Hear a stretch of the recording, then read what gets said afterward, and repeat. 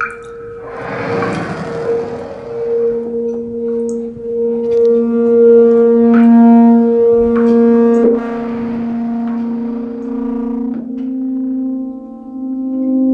going to be too loud.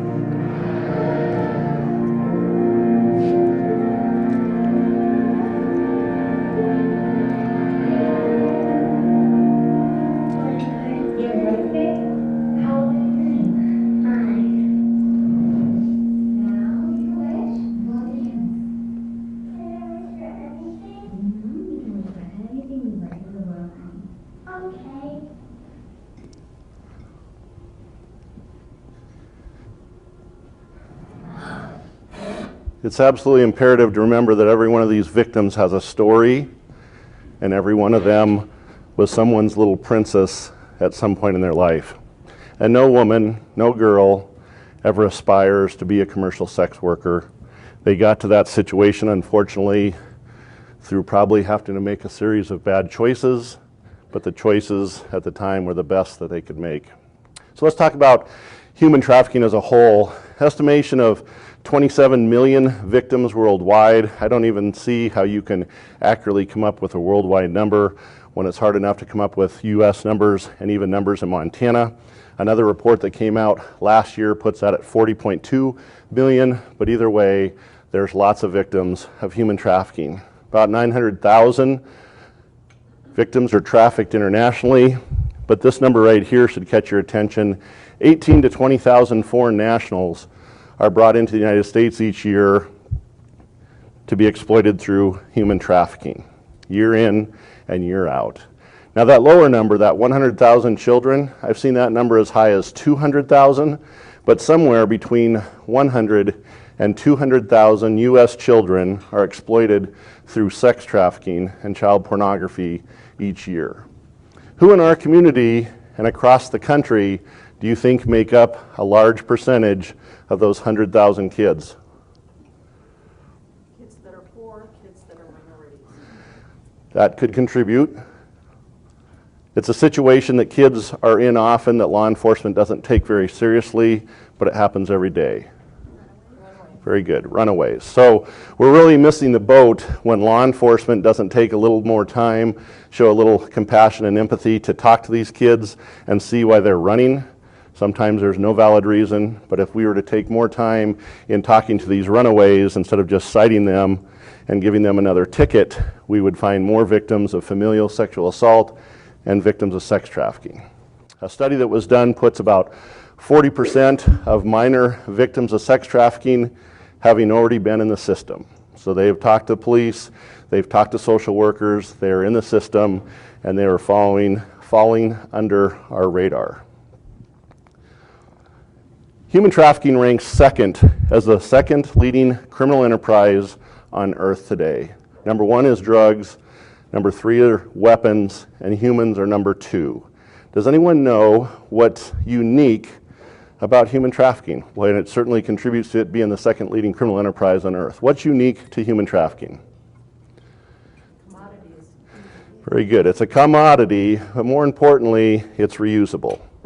If I have an ounce of meth and I sell it for $600, I got my 6 Benjamins, but I no longer have my product. If I have a female and I'm selling her at $200 a trick over and over and over again, I have a commodity that's going to stay relevant and always be in demand. Sex sells. And if I have this female and she's turning $200 a trick and she's only with 3 guys a day, that's $4,000 a week. That's $15,000 a month for me. And unfortunately, these females are with a lot more customers than 3 a day. Quick visits, which are usually 15 minutes or less, which are oral sex for the most part, will turn anywhere from $75 to $100, and pimps can make $1,000 a day on girls doing quick visits. So there's massive money to be made. That money parlays to what they estimate, $33 billion annually. Again, how can they even put an accurate number on worldwide sales? But the bigger number here to pay attention to is $9.5 billion in our country. That the United States is definitely a consumer of human trafficking. Now, we talk about numbers so much today, millions and billions and trillions. To take a quick second to realize how huge these numbers are when they get to billions and trillions. If we were to count one number per second, 1, 2, 3, it would take us 11 days to count to 1 million. It would take 33 years to count to 1 billion. And there hasn't been 1 trillion seconds clicked off the clock since Jesus walked the earth. So these are some pretty astounding numbers, and the United States is a consumer of this illicit commodity. The vast majority are females, especially when we're talking about sex trafficking, and people don't realize that about 50% of the victims every year in the United States are minors.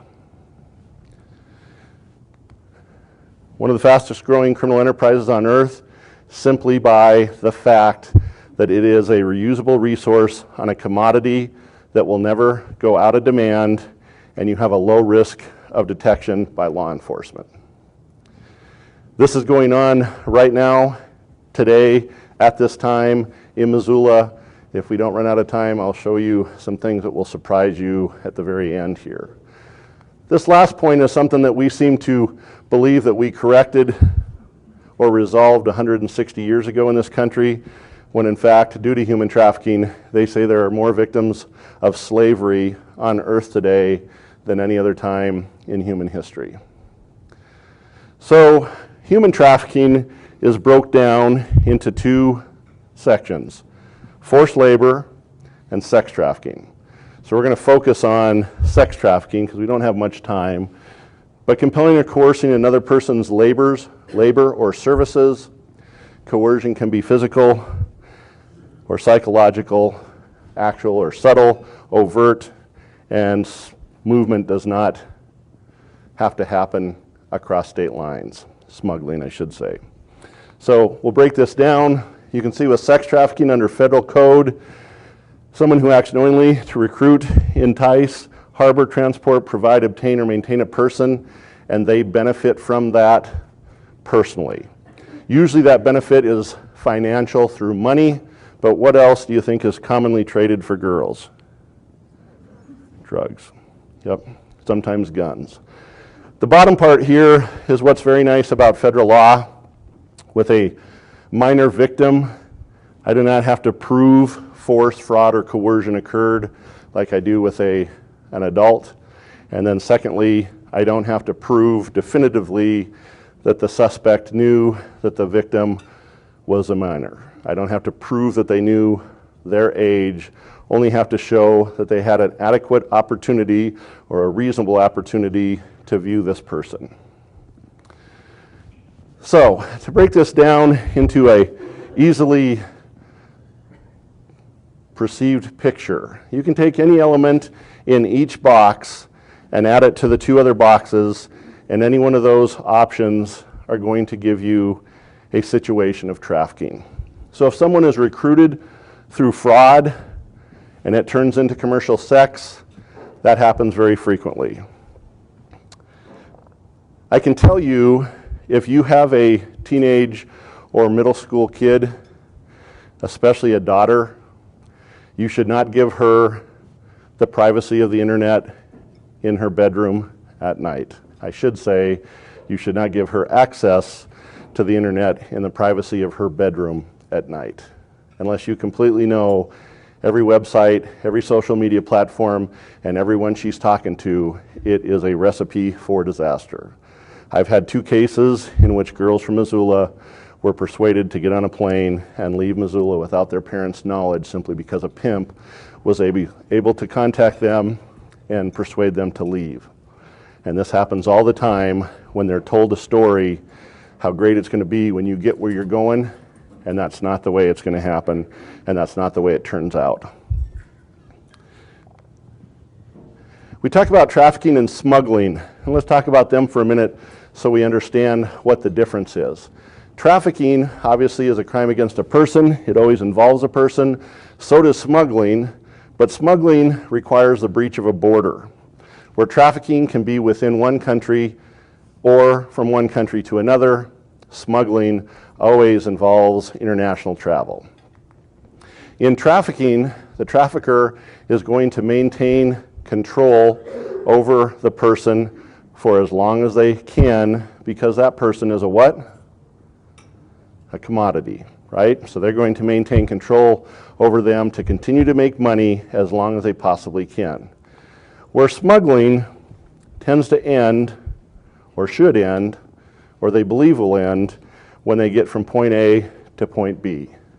However, do you think it's common or seldom that a smuggling situation develops into trafficking once they get to the United States? Common.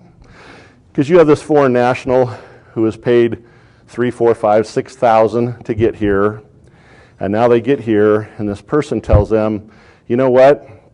Some things have happened, and I'm going to hold on to your papers for a minute, and you're going to have to work for me. You're going to have to work in my restaurant. You're going to work in my hotel. You're going to turn commercial tricks. You're going to work in my massage parlor, and we're going to evaluate you for a bit, and then we'll see about how long it will take before we are good on you're good on your debt. So you have a foreign national who is socially inept, that has no support system here. Can they go to the police? What's their number one concern? Being deported, okay? So traffickers will commonly threaten foreign nationals with, you know, if you don't do this, I'll call ICE or I'll call the police and we'll get you deported. In federal law, that's a felony. Threat of legal process is a felony under federal law, and you cannot do that, but they do it all the time. So trafficking commonly is the result of someone being smuggled into the United States from other countries. So we talk about this force, fraud, or coercion. A person who compels another through force, fraud, or coercion to engage in commercial sex. Well, let's talk about this for a quick minute. We can all relate to force, right? We've all felt it. It's unpleasant, it hurts, it leaves marks, there's injury, there's bruises, we can articulate it. Force is easily definable. forcing someone to do something against their will. However, fraud and coercion are a little more dicey, and it's hard for juries sometimes to understand, but fraud simply is lies. When someone is lied to. Can this include a girl who a guy met at a bus stop, and 4 days later, after he's kept her and taking care of her, tells her he loves her, he's her boyfriend, and he's going to take care of her? Can that be fraud? Absolutely. Okay? So sometimes these girls are in a situation in which hearing someone tell them they love them, is that going to be very powerful to them? How about getting someone to do something they don't want? How do these girls get in this situation, and there are guys, but primarily girls, how do they get in these situations where they don't call home for help and they don't call the police? Like we, putting reasonable objectiveness to this, would think they should. Can we apply reasonable thought to unreasonable situations? No. So how does this happen? How do these girls get in this situation? And how do they not call for help?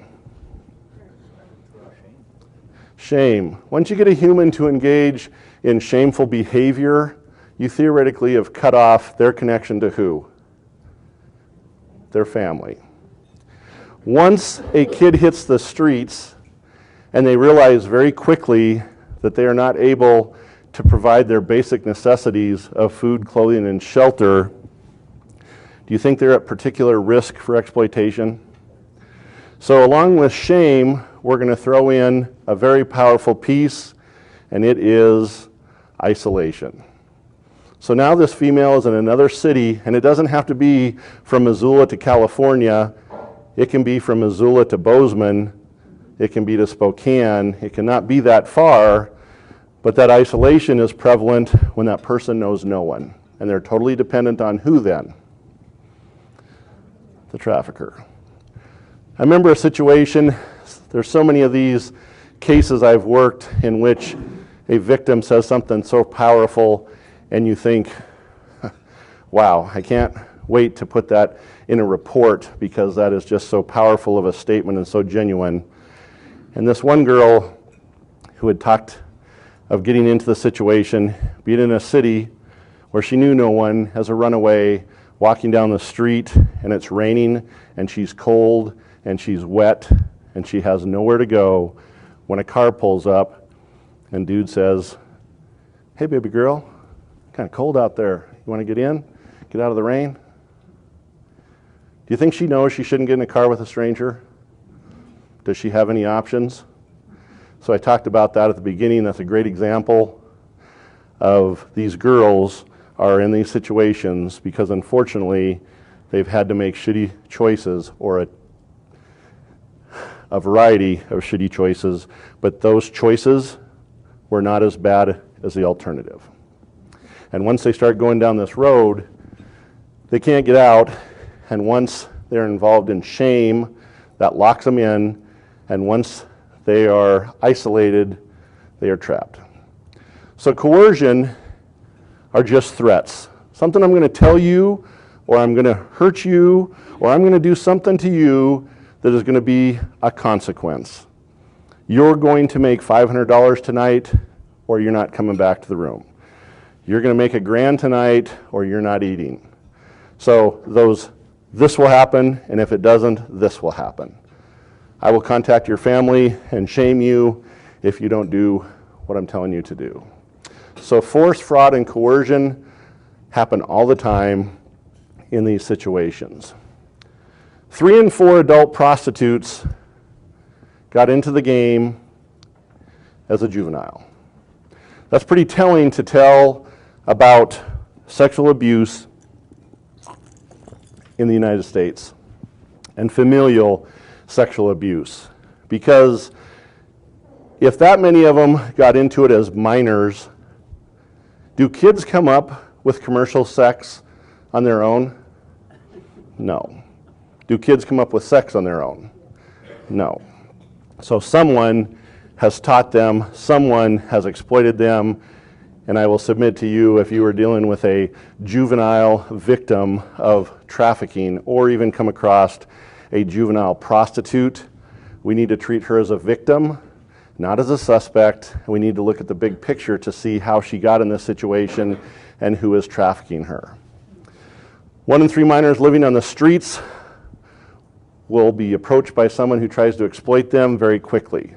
Now, I'm sure you can think of situations where you knew someone who hit the streets and was a runaway for a week and this didn't happen to them, but it shows the prevalency and how easy it happens. During Operation Cross Country in 2014, I was in Aurora, Colorado. Operation Cross Country, nationwide operation the FBI runs with their local partners, and for a 3 or 4 day period, their goal is to rescue as many victims, juvenile victims of trafficking, and arrest as many pimps as they can. One story of a case we worked, 2 girls, 13 and 14, at a facility, a treatment facility in Aurora, and they decided to leave one afternoon, about 3:30 in the afternoon. They didn't have to crawl over a fence. They just walked out the door and hit the streets. I remember it was a beautiful June day in Aurora, just one of those days where the sun felt so good and it's nice and beautiful and it's starting to cool off that evening. I didn't know about these girls until the next day about noon when we did an operation after monitoring online advertisements, and we found them and they looked young and we posed as a customer. But their story, by 8 o'clock, they found themselves begging in a McDonald's, and that's where they met the suspect, who along with his sister, who wasn't his biological sister, rather his female crime partner, he met them and started talking to them. Asked if they were hungry, and they said sure, and he said, let me buy you some food. Another one of those examples I told you, the many that I hear when this victim says something so raw and so important, was this girl, when asked what she wanted to eat at McDonald's, she and the other girl both wanted Happy Meals. They didn't want a Big Mac, they didn't want a Quarter Pounder. That tells a lot about their mental state, correct? So for $3.99 times 2, this dude buys them Happy Meals, and when they're done eating, they go back to the car, ask if they want to smoke some weed, which of course they do, and after smoking some weed, it's like, you want to go back to our hotel? It's pretty cool, got a nice big screen TV, there's a pool if you want to go swimming or whatever, those things that impress middle school kids, right? And they go back, and that's evening, and by midnight, he had had sex with both of them. He had videoed and created child pornography of them engaging in sex acts with the female crime partner, and he posted them on Backpage. When we rescued the 14-year-old, we weren't able to find the 13-year-old because she disappeared after her first customer. We would have been her fourth client. So for $3.99 and some weed, in less than 24 hours, this guy had made $800 on 2 girls he just found in a McDonald's parking lot. So unfortunately, that story is not a rarity.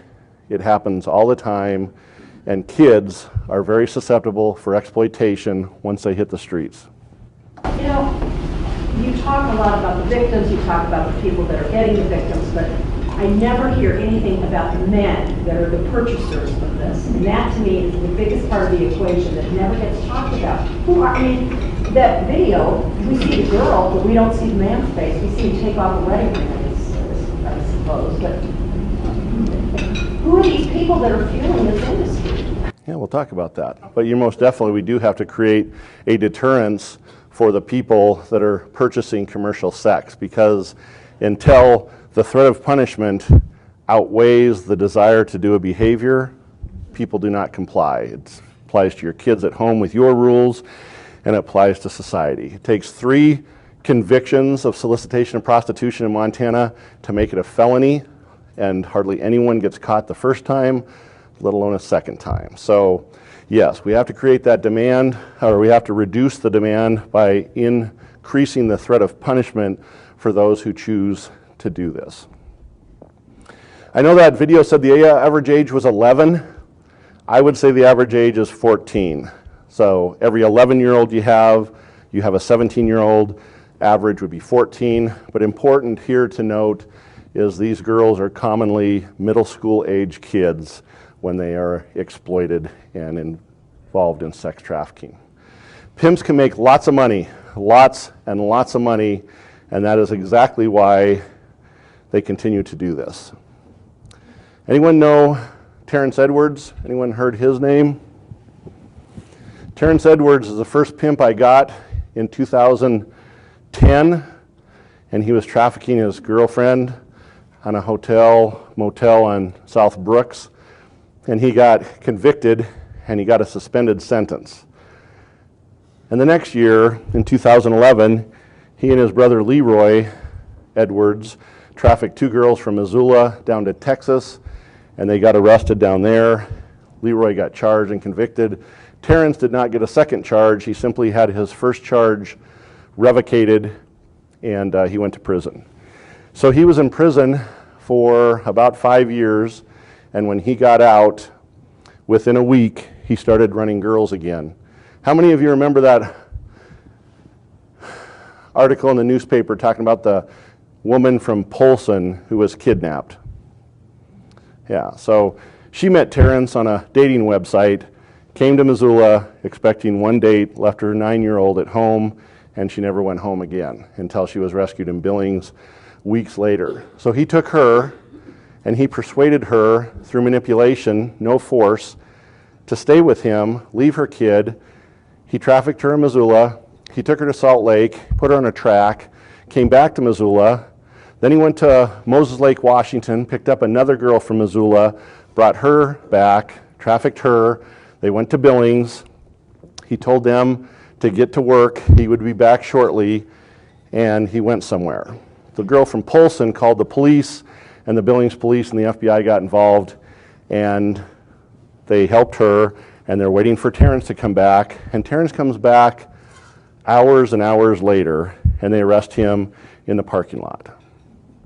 Now Terrence, it was unknown where he went, and he was not cooperating, so they got the search warrant, which took a few hours to get, and they went and served the search warrant on Terrence's room at the hotel. They go in the room expecting to find the normal evidence and devices and things we look for. They found 3 juvenile females in bed sleeping. He had traveled all the way to Bismarck, North Dakota from Billings and picked up 3 juveniles and brought them back to Billings, and he would have had 5 females at that point had the police not been notified by that girl from Polson. Terrence is a picture-perfect pimp. Unless he's in a cage or he's in the ground, he is going to exploit women.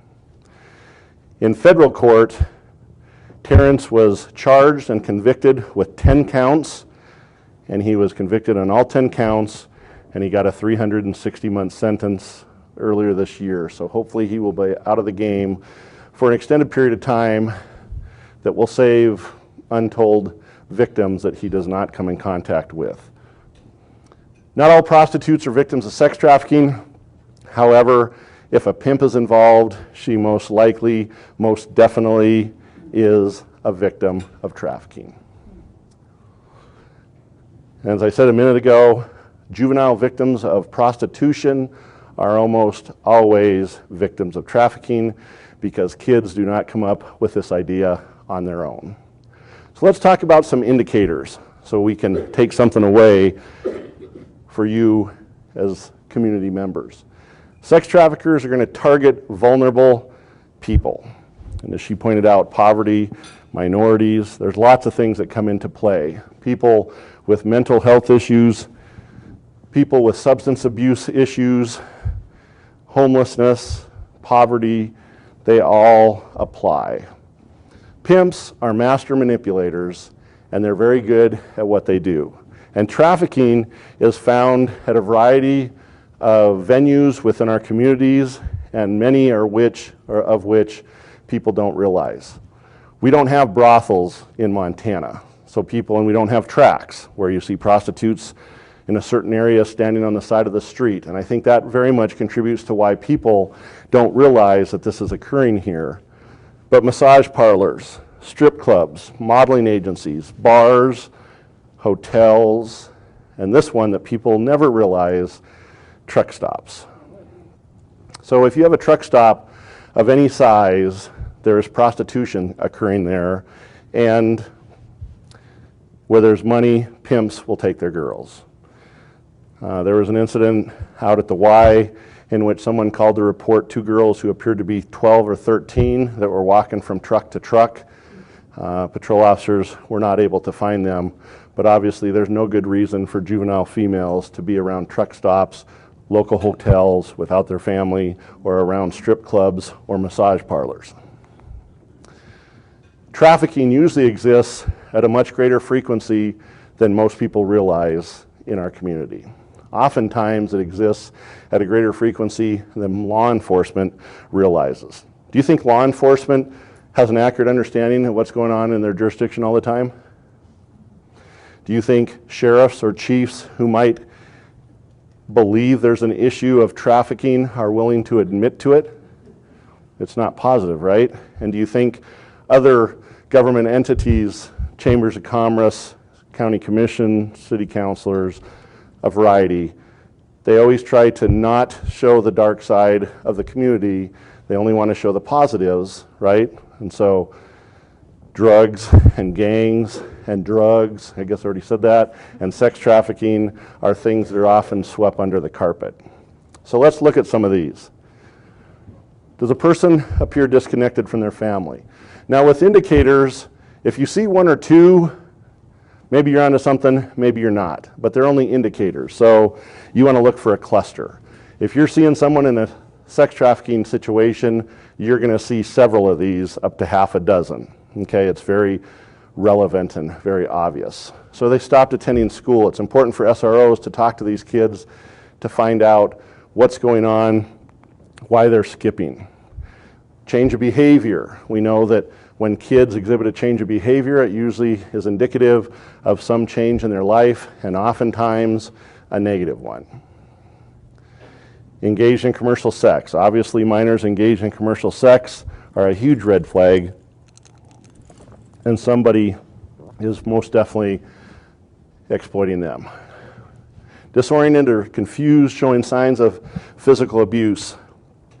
What type of injuries do you think you might see on a trafficking victim? If, let's say, you worked in healthcare or support services, what type of injuries do you think you might see on a victim of trafficking? Bruises. What? Bruises. Yeah? Specifically bruises where? Okay. How about around the throat? How about the triceps? Why would they have tricep bruising? Because they're grabbed and they're shaken like a baby. Can you cause serious injury to an adult human by shaking them and having their brain slosh around in there just like a baby? Yes. What else would you see as injuries? How about cigarette burns? Oftentimes in the hairline at the base of the neck where it can't be seen, but she's constantly reminded of a time when she probably didn't do what she was supposed to or what she was told. Okay? Domestic abuse type things are going to be very common too. Are they fearful or submissive, timid? These victims can present themselves in a variety of behaviors. This is one. Aggressive and uncooperative is very common too, because they don't relate to being a victim. Do they have freedom of movement? In one operation we were working, went to a hotel to set up for undercover operation, and we walked in, there was a pimp and a prostitute at the soda machine. I could have taken a picture, put it on Wikipedia for Pimp and Hoe, it was so obvious. And she kind of smiled and he kind of sneered, and we went up to the room and came back down, asked the clerk if they knew that person or persons, and the clerk, again, saying just a genuine thing that people say, like I've told you about, and he said, they've been here a couple days, paying with cash. She sure loves Diet Coke, because he's down here about once an hour buying her a Diet Coke. But other than that, I'm pretty quiet. What do you say that was telling? Cash. More importantly, does he trust her to go down and get her own Diet Coke with $1? No. He's not going to let his commodity out of his control. So he goes with her to the soda machine on the hour to buy that Diet Coke because he's not going to let her out of his sight. Not available or not able to talk. Anyone here in healthcare? Okay, so incidents where that boyfriend will not wait in the waiting area, where he's adamant to be present, where he's just, can't you give her an antibiotic? Let's go. Come on, we got to go. Why do we have to fill out this paperwork? He won't wait in the waiting room, and he's very controlling and doesn't want her to be by herself to be talked to, because then she might divulge their secret, right?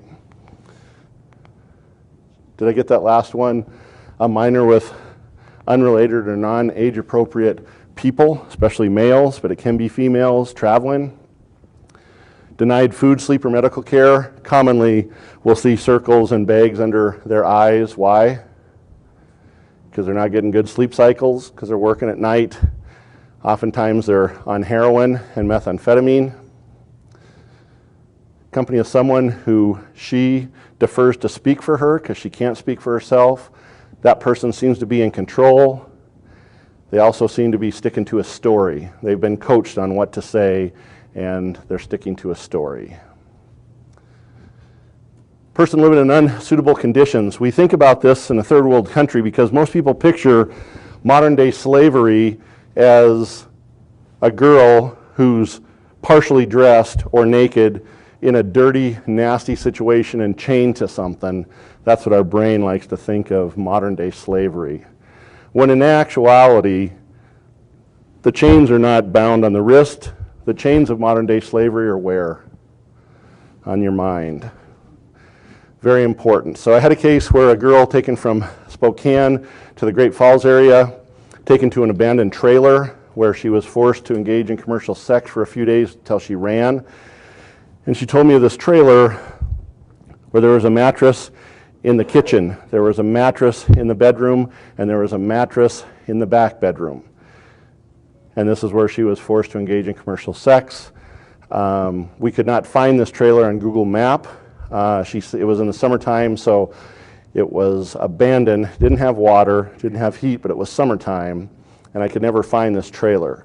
Had I been able to find this trailer on Google Maps, would I have driven 162 miles to Great Falls to look at this trailer myself? Absolutely, because I would want pictures of these situation that she told me of. Would it be very telling to a jury to show a nasty trailer with nasty mattress, with condoms and used needles and stains and filth to prove that, hey, this is probably not an environment that's conducive with consensual sexual activity by a female, right? We couldn't prove anything on that one. She'd never been to Montana, and we could never identify the suspects. Does a person lack personal possessions? This would make total sense if so many of them are what? Homeless, right? They're on the streets. So conversely, let's say law enforcement comes across a missing minor or a runaway from Sioux Falls, South Dakota, who's been missing for 28 days, and here she is at a truck stop, and she's got her nails done, her hair done, she's wearing high heels, not dressed for the weather, hanging out by the ice machine, talking to every trucker that comes and goes into the door where truckers go to take their showers. Would that be suspicious too? Yeah. Talk about bruising and injury. Very common, very common. Trauma bonding plays a huge role in this crime. Another one of those examples I have told you about that are so telling when you hear them. Had a girl that within 4 days of meeting her boyfriend, as he's trying to persuade her to go on dates with other guys, and she says, but I don't want to do this because I just want to be with you. I love you. I don't want to have sex with other people. And he tells her, hey, you were on the streets when I found you, and have I not given you a place to stay? Have I not taken care of you? Have I not fed you? Is this coercive? right? He's guilt tripping her. And she says, but I don't want to do this. I just want to be with you. And he tries to be nice. And this goes on for a period of time as they're sitting on a bed in a motel room. And she's only known him for 4 days. And so as this persuasive effort is not working for him, as she's telling him, I don't want to be with other guys, he quickly grabs her by the hair, pulls her down, jumps on her chest, and grabs her face. And she's taken back. And he says, open your mouth. And she says, what? And he says, open your effing mouth. So she opens her mouth, and he goes, spits in her mouth. Tells her to swallow it, and then he does it a second time. And as she's there, taken back, can't believe this is happening, after she swallows it for the second time, he lays next to her, starts stroking her hair, saying, see, baby, you can do things you don't think you can. If you'd love me, if you really love me, you'd do this. That's a picture-perfect example of trauma bonding, and it made me just want to choke the life out of this guy. Pimps are the nastiest people. It's terrible. So let's talk about them for a minute. How do they recruit girls? Okay, they're going to look for vulnerable girls, runaways, homeless, mental health issues, drugs.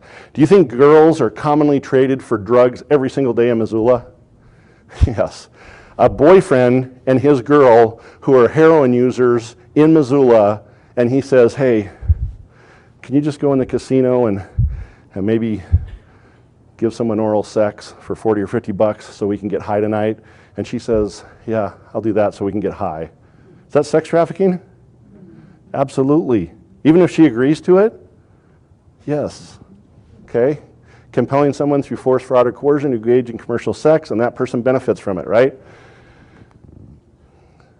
Providing those basic needs and also giving them the flattery and compliments and telling them that they love them, that is so alluring to a female who is hurting for that type of what she considers positive behavior and reinforcement.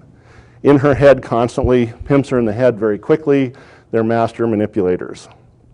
Had another case, girls from Sentinel who went to Southgate Mall after school. 3 of them walk by a pimp, and he says something to them, and 2 keep walking, and one says, what? Who's he going to focus on? Her, because she just opened the door for him to run his game on her. So she starts talking to him, and the other girl's like, come on, let's go. And she's like, no, just chill. And so then they go buy what they're going to buy and come back 15 minutes later and said, okay, let's go. She's like, no, I'm going to talk to him. And they're like, look at him. He's a freak show. What is he, 40? She's like, I'm cool, I'll call you later. And they leave her.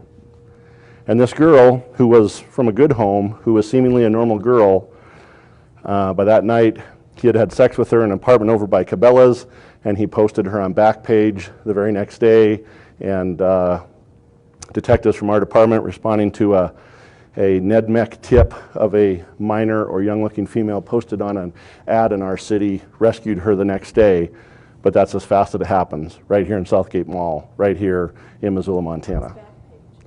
We'll talk about that. Backpage is a website that doesn't exist anymore, but hopefully I'll get to that real quick. Drugs is a big thing. If they can get them hooked on heroin, they will have a tether to them, threatening them with violence or embarrassment, but obviously, often that trauma bonding is usually something that ends in some quick violence, and then they're being nice to them again. If you're interested in trauma bonding, check it out and educate yourself on that. Taking their identification, there's no reason for somebody to possess somebody else's identification. And these victims, I should say in certain situations, that no boyfriend should be holding his girlfriend's ID. Victims are very difficult. They fall into, like the Stockholm Syndrome, this loyalty to their abuser very quickly. A couple different types of pimps. Guerrilla pimps, which we can all imagine, are the ones that are mean and forceful, and the girls do what they're supposed to out of fear. And then what is more common in my experience are finesse, or what I call Romeo pimps, and these are the ones who the girl is swayed through what she believes is courtship, but it goes very fast within days, and he's telling her he loves her, and then he's starting to work on persuading her to engage in these dates with other guys. They will commonly get their victims to recruit other girls. I talked to a girl out of Baltimore that was here. She said that her pimp would commonly, when they went to college towns, they would go around campus on the weekends, and they would send his 2 girls into a party. Now, when they would go into these parties in college campuses or fraternities, were these girls looking to turn tricks? Are they going to be very successful at a college party? Sex is kind of occurring free, right? So who are these girls looking for there? They're looking for one female. They're looking for one female that they can get back to the hotel so he can work his game on her. So they get the girls to recruit future victims, very common. Girls are traded like property. Victims are recruited wherever they can be found. Social media, school, parks, social events, house parties. Pimps commonly mark their girls. They like crowns. They'll mark these girls, and like I said, they're traded just like their property. Supply and demand of the sex trade. Why does this work? It works because there is a demand. This demand is never going to go away. Traffickers provide the commodity to supply the demand. And as long as demand exceeds supply, prices are high. So what was going in the Bakken, just like drugs in the Bakken, the prices were double what they were going for in Billings and other cities. So these customers facilitate this demand for commercial sex. And as we talked about briefly, this really has to stop. We really, I mean, as much as it took to get where we are with the legislature in the last 3 legislative sessions, and Kat and I spent a lot of time facilitating that, getting a felony on a second solicitation, I think would be next to impossible. But it would be nice. It would also be nice if everyone who's convicted of prostitution, if their name is and picture is posted in the paper and they're given the maximum $1,000 fine and 10 days in jail. However, people would say, well, it's a misdemeanor, why are you singling this person out? And other people with misdemeanors are not listed in the paper. So pimps will go to where they can make money. Sex is a reusable commodity. So let's ask you, I got like 5 or 10? 6.5. Who are the people in communities who engage in commercial sex? Who is the consumer of commercial sex? Do you know any, Lowell? Do I know any? Who do you think engages in commercial sex in our community? Men of all stripes. There you go, Nancy. You can easily say everyone, right? But who are some, do you think? Men who go to strip clubs. Men who go to strip clubs. That's a great one. Men who are married. That's a good one. One who what? There you go. Here's one that people miss a lot. Do you think young-looking girls go for more money in trafficking? Absolutely. There's a commodity of increased value in young-looking females. That's why there's so many minors. So if you're someone who likes kids, is sex trafficking a venue for you to partake in your sexual desire? Who else do you think? Who else partakes in commercial sex in our community? People coming from out of town. Yeah. Do people act different when they're at conventions or conferences who aren't from that town? Been known to happen, right? How about oil industry workers? The Bakken is proof of that. Is only the Bakken that way? No. Lots of money with men who are away from their families and not a lot to do. We did operations in the Bakken just as it was winding down, and we had information that there would be small buses that would pull into these man camps with hundreds of guys and 5, 6, 7, 8 girls, and they would spend the night there, and those girls would be passed around in these man camps as prostitutes. But obviously someone was taking that group of girls there, right? Someone was exploiting them. How about this, military personnel? I think that applies in country and out of country.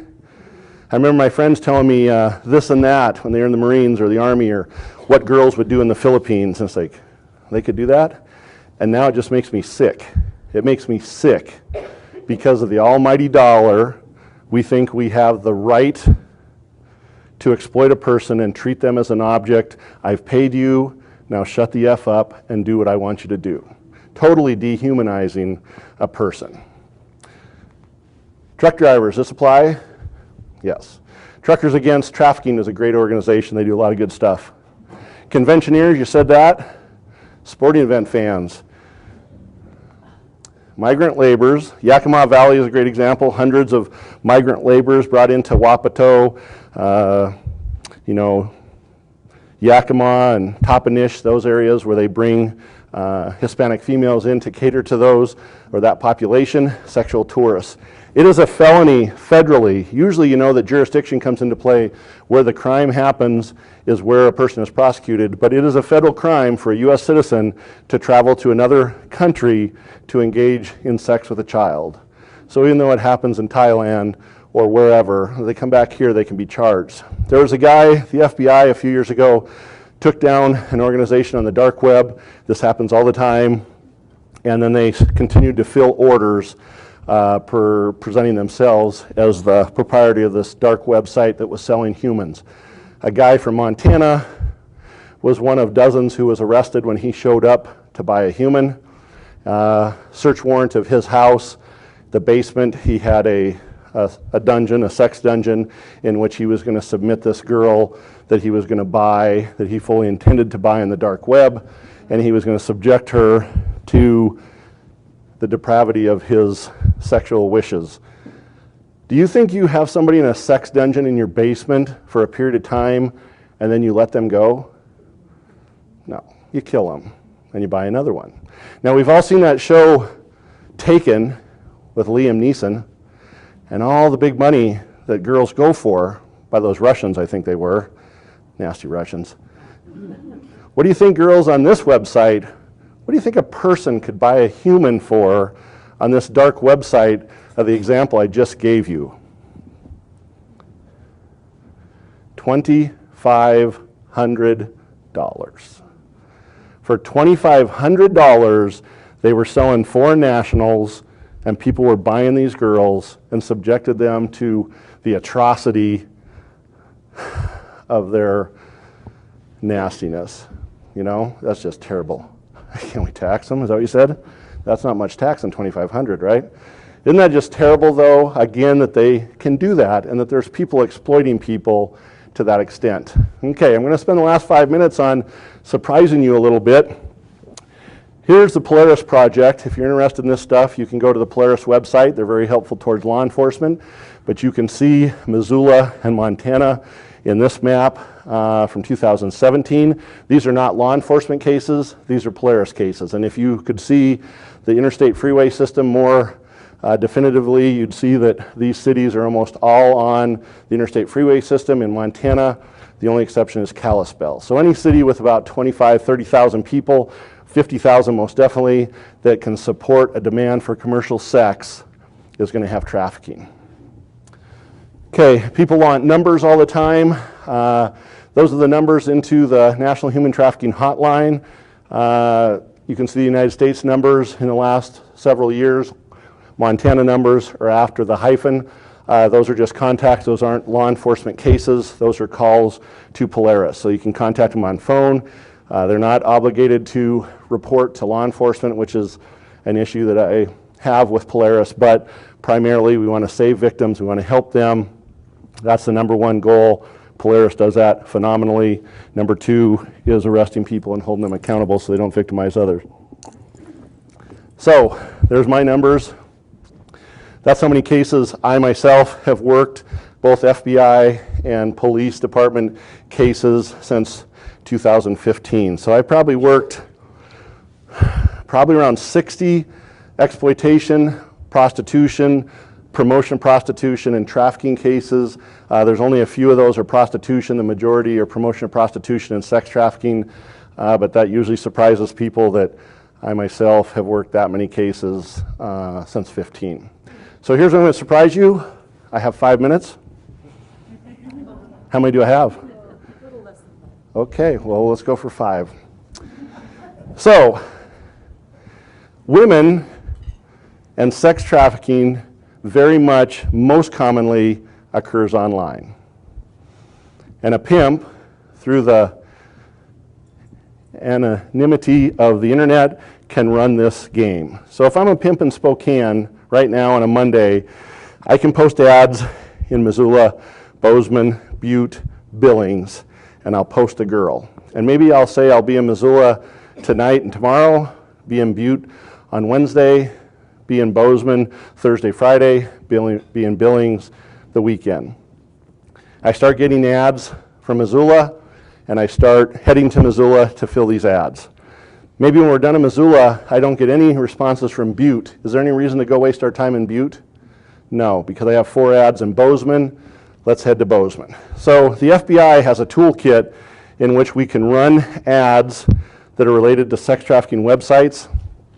And last year, we ran a 1-year period of time from fall of 17 to fall of 18. How many ads do you think were posted in Missoula in that 1-year period? Just about 5,000. There were about 5,000 in Bozeman, and there are 14,000 in Billings. Billings has more massage parlors than the rest of the state combined, and so those massage parlors really contribute to the increase in numbers. But let's look at this for a minute. So I encourage any of you guys and girls to check this out if you want. This is all open source information. All you have to do is type in your city escorts. So if we type in Missoula escorts, this is from a presentation I did about a month ago, so I don't update this every single presentation, but this was the first weekend of October. So eBackpage pops up. Now Backpage was the single greatest website that was used for exploiting people in America. There is a video, a documentary actually, that's on YouTube that is very informative. I paid $1,000 to have it at a conference a couple years ago, but it's free on YouTube now. It's called I Am Jane Doe, and it will blow your mind. I encourage you to watch it with your kids. I Am Jane Doe. So Backpage is taken down March of 18 by the Federal Department of Justice. They're the first website the DOJ has taken down, and others followed. Many websites collapsed and folded after the DOJ took down Backpage. Backpage does not exist. But now there are numerous websites that use that Backpage name because people associate Backpage with commercial sex. So Backpage is done and gone. This one, for example, eBackpage, is one of those that uses the word. So it's just like an online classified. So if you wanted to find a renter, you can look on Backpage. You click on Montana, you click on Missoula, and then if you wanted to find someone to mow your lawn, if you wanted looking for a job, it's a classified section. You could do that. But if you click on women seeking men, and then you click on that you're 18, this many people or this many ads were active the first weekend of October in Missoula. So let's click on this first one. It says Sweet Sexy Vixen. So right here, you simply call 502-804-0975, says she'll give you the ride of your life. She's your girl. She'll do things that other girls will not. Now, if that's who you get when you get there, maybe or maybe not. But does she look young? She does. Sometimes you can be dealing with minors and you'd think they're 20-year-olds. Here's another one, Bedpage. Similar setup. Click on Women Seeking Men. And again, this one you have to report that you'll report suspicious activity or sexual exploitation of minors to the proper authorities before you click on this one. This one again has similar ads.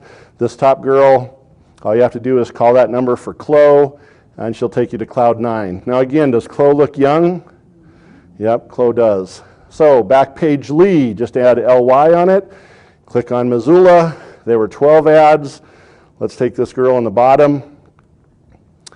She says donation rate 110 QV. That means she gets paid 110 for 15 minutes, and 150 for a half an hour, and 220 for an hour. Those are donation rates because they believe that if 2 consenting adults are hanging out and they just happen to have sex and one just donates money for time, then that's not illegal. Is that true? No. Okay. So a lot of times when you have money for time amounts, it's indicative of a pimp because he wants to know if she's in this room for this amount of time, she better have this much money, right? OneBackPage.com, another girl, 24-year-old girl for older men. There were several of them on this website, but you can see a little bit about herself, if that's really who you're going to get, and then in-calls. So she'll come to you, well, I should say in-calls are what the girl does. So it's an in-call, she stays in, you come to her hotel. If it's an out-call, she'll come to you or your house. You can see 30 minutes, 70, 45, 100, 1 hour, 140. 4 hours, $550. So again, time for money is usually indicative of pimps. TNA board is another one, and I'm not giving you all of these. I just thought I'd throw some together because this usually blows people's mind that right here in Missoula, and Missoula is not unique from other cities, but this is how prevalent commercial sex is online in Missoula. So TNA board, another one, donation rate down here, $500 for 90 minutes, $200 for a half an hour. Skip the games is a common one that's really come up since Backpage was taken down. Here's about 10 of them. Once in a lifetime kind of girl, tiny, 5'2". So if that's really who you get, 5'2" is pretty darn small for an adult female, correct? And clicking through this, it'll tell you a little bit about her. She claims to be 95 pounds. I don't know many adults who are 5'2" and 95 pounds. This will also tell you a little bit about her. It'll also tell you what she will do. Now people will say, well, why can't you do anything about this? Because this obviously is prostitution. It's tough for us because pimps have about a dozen rules that they tell the girls. And these girls will reiterate about half a dozen rules anytime you talk to them. One of the rules is don't ever take the money till dude's naked on the bed. Because who can't get naked on the bed? The police. So if you go in, you meet, she says, I'm going to get ready, go ahead and get comfortable, and when she comes out of the bathroom, if you're not naked on the bed, she's only going to give you a massage, okay? So let me wrap up right quick here. I want to show you,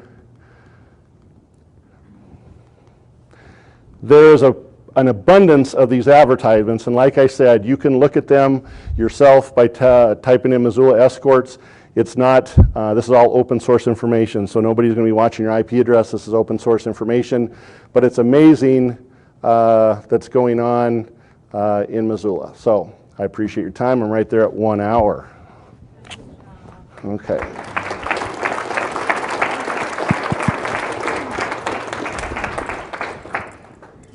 So we've all heard some pretty, is this on now? It's on. We've heard some pretty gripping information, pretty sobering presentation. So at this point, we'll have table talk. We'll go until, we're going to go for like 7 or 8 minutes. So you need to think and speak quickly and come up with a question that you would like to have the table ask. Designate a spokesperson. I also recommend have a backup question in case another table's already got your question. We'll try to get to as many tables as possible before 1 o'clock. And so with that, please consider what Guy has told us and what more you might want to know. Okay, we're going to go ahead with the questions.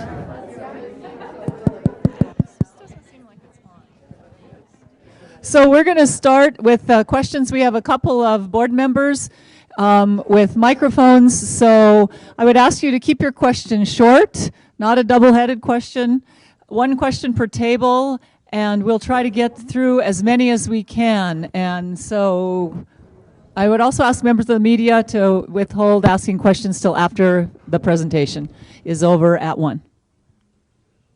Questions? Raise your hand if your table's ready. Good afternoon. So we were talking about how some of the prosecutions you've worked on have been joint efforts, or the FBI, DOJ is taking some of those. Well, one thing we were talking about is why are the what's going on the reservations kind of always left out of these discussions? Because I think it's a critical piece here in Montana. Very good question. The reservations absolutely need to be better addressed, and I think the Montana Department of Justice is working towards that endeavor.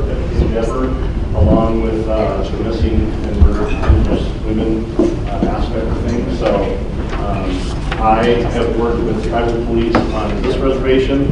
This reservation is unique because it's the only one without FBI and BIA oversight. So Missoula County, Lake County, Sanders County, Sheriff's Departments, and is that better? Hello? Hello? So those sheriff's departments work with tribal police. There is no federal oversight on this reservation, but the other 6 there are, and I know that trafficking is most definitely a priority with the FBI, the Department of Justice, as well as the Montana Department of Justice. So I know they're improving on that. But to get the numbers and the accuracy is difficult, but I and Lowell from the lifeguard group have traveled to reservations across Montana doing trainings for law enforcement as well as awareness like this for the community. So I think continuing to work on that is paramount for those communities too.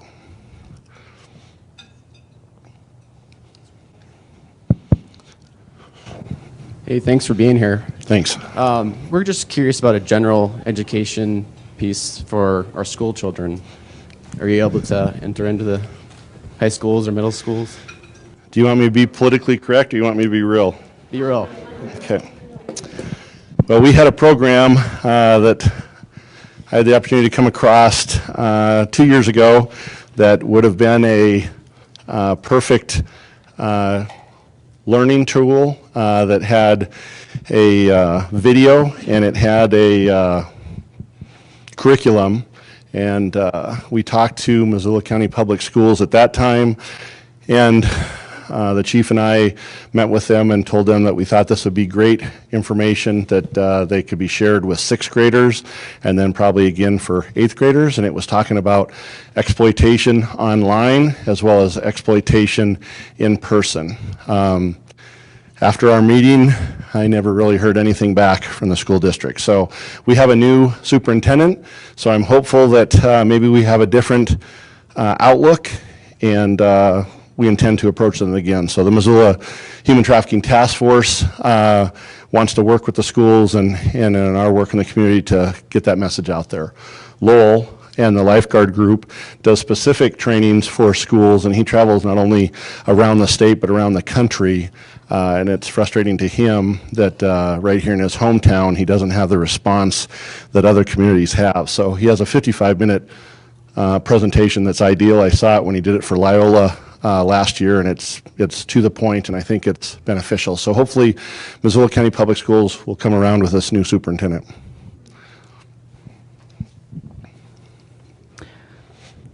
Hello. Hi. Hi. Just want to make sure the mic's on. So we had a brief discussion of really the gaps and the gaps within the foster system. And so with that, can you briefly describe what are the gaps? What is the demographics of the amount of children in Montana that are in foster care? Just for myself and people that I've worked with within foster care. From what I gathered, over 70% are Native American children. And from there, there's nothing with data with the runaways.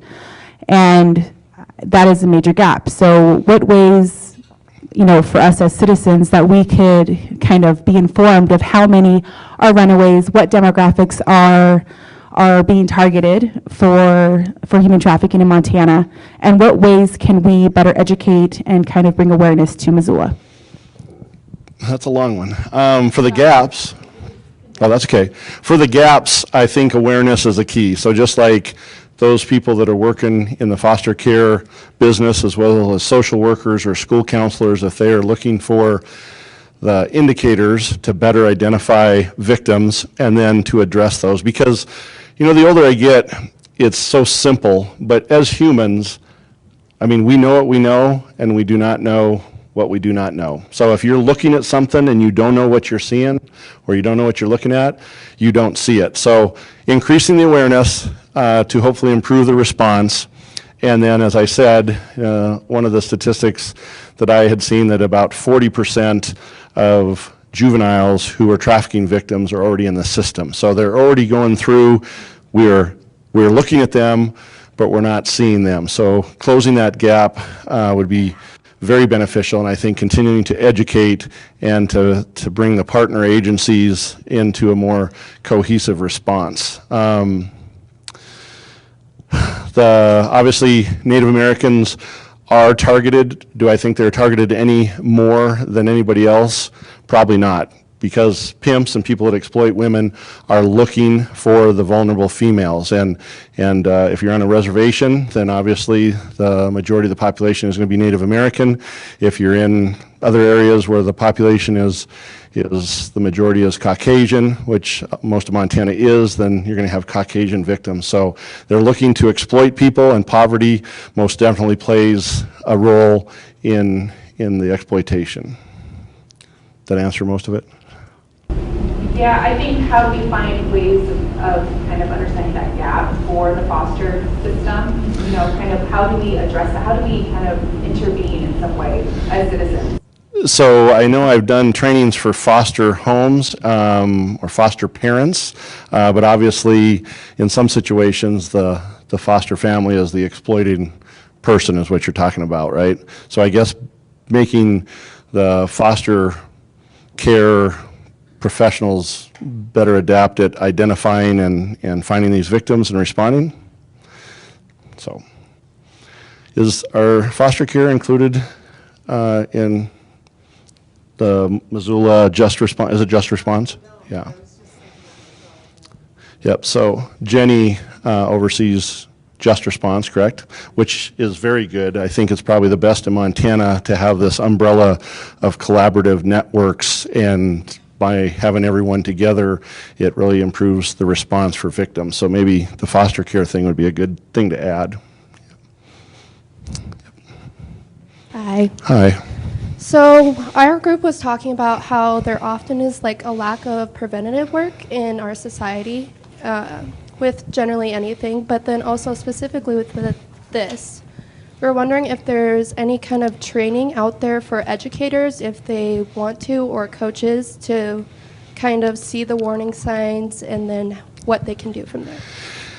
I think good question. So I have done 80-some presentations since 2014. So I do a dozen to 15, 16, 17 of these presentations for all types of groups, from law enforcement to justice system to citizens and, you know, schools and coaches. So CAT does presentations, Lowell does presentations, the Missoula Human Trafficking Task Force.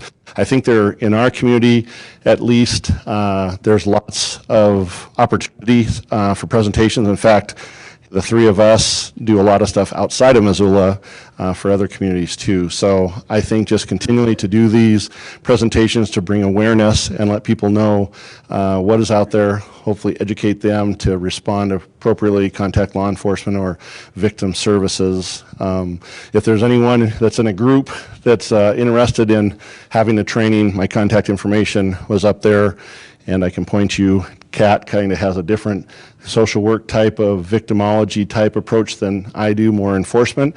And then Lowell and the lifeguard group, he has a niche too. So between the three of us, and we're all in the Missoula Human Trafficking Task Force, we can help you. If there's anybody in this room that's interested in becoming involved in the Missoula Human Trafficking Task Force, we take anyone who's interested. And you're welcome to join us for one of our meetings, and you can be as much involved as you want or as little, and so there won't be any pressure. But if we can bring the more diverse cross-section of the community to our group, I think it benefits everyone. So when's our next public meeting, Kat? December 3rd, Tuesday, from 10 to 11:30. December 3rd, 10 to 11 at the Salvation Army. And you can check out us on Facebook, right? Missoula Human Trafficking Task Force.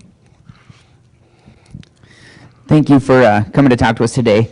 Our question here was based upon the fact that this is a human issue and not a political issue. What is the backlash, or why is there hesitancy in the legislature to make these penalties, you know, more not beneficial, but enact a little bit more, you know, harsher penalties for those folks that go through this? Great question. The last 3 legislative sessions, we've steadily improved, started with House Bill 89, and then this most recent legislative session, we were able to close a loophole. And this is one that's going to surprise some people. Hand jobs to ejaculation were not against the law in Montana until October 1st. And the reason that is because the prostitution definition had to include penetration. So up until that point, you could have massages with happy endings, which was the hand job, and that was totally legal. So we worked hard to get that changed, and basically saying you have a few acts that are commercial sex. Hand jobs, oral sex, vaginal sex, anal sex, those are all part of commercial sex. And I thought it would be a no-brainer that we'd go there and we'd say, we need to put this into prostitution too, and everybody would be like, oh yeah, how'd we miss that? And we didn't have that. And I was just amazed that there were people thinking, well, does the government have to get involved in a private industry in which someone is doing hand jobs? That just seemed weird to me. So I would love to be able to get a high misdemeanor on the first solicitation and a felony on the second, because again, we have to create a deterrence to overweigh a desire of behavior. And I mean, if we were having the trouble we were just to get hand jobs in there, there just seems to be so many people outside of the cities. And with the legislature, what is affecting Bozeman, Billings, Missoula, Great Falls, Helena, Kalispell, and Butte, the vast majority are rural Montana, and when it seems like when you talk to them about gang activity or drug issues, not so much drug issues, but gangs and sex trafficking and things like that that they don't experience, then they don't relate to it. And so again, you got that old mentality that, oh, she's just a prostitute, oldest profession in the world, and she's doing what she wants to do, and they don't understand. So I think Montana, you know, Polaris was given states grades on how well their laws were, and I think 3 legislative sessions ago we had a D- for Montana, and now we have an A-. Is that right? Yep, so not perfect, but an A- is pretty good. We've really improved. But really for the fact that just a handful of people, some legislators from Missoula, Dudick especially, some from Billings, law enforcement from Missoula and Billings, and some other places, and prosecutors that have really come together to change the laws for the better. But I don't know if we're there yet. You're talking about hand jobs and misdemeanor. Is this with minors? No, so that would still be a violation of federal law. So if I had a case like that, I could prosecute it federally, but we changed state law. No, it's misdemeanor. So, but you're throwing minor in there. What I was saying was October 1st, hand jobs are illegal now that they weren't before, because the definition of prostitution had to include penetration, and that's not with hand jobs. But now hand jobs are in there, so the massage with a happy ending is against the law. Yep. Hello. Hi. We were just talking about what do you do, how do you follow up? If you see something that you suspect, how do you follow up on that, and what do you do? Me or you? Us. Us. Perfect question. Okay, so there are only about 115 Missoula police officers and 55 deputies in Missoula and 120,000 other people. So, and during the daytime, there's probably tens of thousands of more in Missoula. So we cannot be everywhere all the time. So that's why these trainings to bring awareness to this and going over indicators are so important. So you as a citizen, if you see something that is suspicious, I would encourage you to call 911. And lots of people have a misnomer that we only call 911 for emergencies. There's like 5 or 6 or 7 dispatchers working in Missoula's 911 center at any given time. So you're not, if you call, that one person is not missing an emergency. There's multiple people answering the phones, and they will put you on hold if they have to. But you starting the process by calling 911 is going to get patrol officers involved that hopefully contact this person, get a suspect, identify a victim, maybe a crime scene, and then that investigation can start. So sometimes people are like, well, I saw something and it just didn't sit right with me, but I didn't know if I should call. I would call. Because think about it. It only takes one. I said this to begin with. It only takes one of us one knight in shining armor to help a human out of an absolutely terrible situation. So you seeing something in a parking lot, you seeing something at a motel, you seeing something that just doesn't look right, by contacting the police might start the process of saving a person. I think it's very important. Besides calling 911, can you take pictures with it? Because everybody has a cell phone. Yep. So, yeah, but I wouldn't want you to jeopardize your safety. So no one has an expectation of privacy in public, so you can take pictures of anyone you want. You can take pictures of cars and license plates in public. That's okay to do, but again, I wouldn't want you to do something that would jeopardize your safety, and sometimes people involved in sex trafficking can be violent people. So if you can get the license plate number and you can just remember it and put it in a text, a picture is ideal, but if you can only get it and just say this is what it was, just make sure you have it right. That's great. But yes, anything you can get that you can give to us, and then for you to be willing to testify in court and to be part of the process is very important too. Because if someone calls 911 and says, you know, I don't want to give my name, but I just want to point this out, that doesn't hold as much credibility for an investigative stop by the police by someone who, this is so-and-so, and I want to report this. Because if it's anonymous, then the police have to determine our own reasonable suspicion to make a contact with the person. If you have identified them and you give your name, then that will give us enough to just contact them with no observation on our part. Yep. Lucky last. So we were talking at our table about education and possibly education of potential victims of victims, and then the conversation swapped to why is the onus on them, and perhaps is this a supply? So we were talking about what drives people to engage in this activity. Is it a supply-demand issue? Is it an addiction issue? Is it undescribable? I mean... from the victim standpoint? No, from the perpetrator's standpoint. So I would think that there's a couple behaviors in humans that very much motivate us to commit crime. One would be hate or anger or envy or greed, but sexual desire has got to rank right up there with those, and that will make people do things that they know they shouldn't do, right? So again, creating that deterrence that outweighs or creates a sense that the threat of punishment outweighs the benefit of behavior, I think is the key. So I think if we ran an ops with the Missoula Sheriff's Department and the Missoula Police Department, and we lured 8 people in who think they were going to have sex with an 11-year-old, and then we posted it in the media and their pictures were posted, you wouldn't have to do that very many times to where I think we could create a deterrence within our community. And I think that's probably not a bad idea, because are we going to solve the worldwide issue with trafficking? No. How about that in America? No. How about in Montana? No.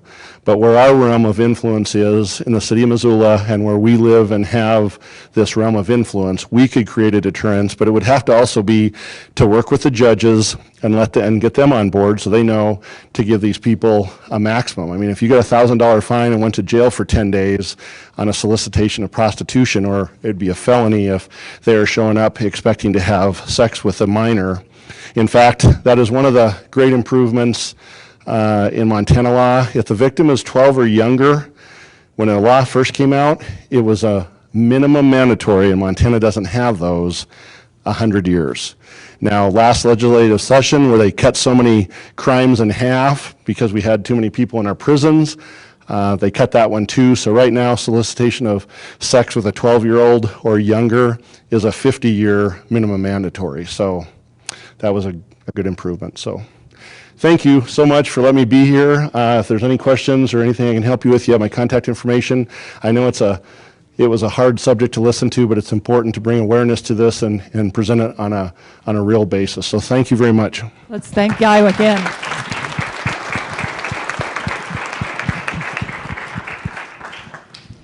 As we conclude the forum, I want to give a shout out to MCAT, which records our sessions. You can find the recordings at mcat.org. I also want to remind you that our next forum is December 9th on Montana's and Missoula's Arts Renaissance. So we'll have something a little more uplifting for the season of December, an antidote. And again, make your reservations early on cityclubmissoula.com. Thanks to Guy Baker. Have a good rest of your day.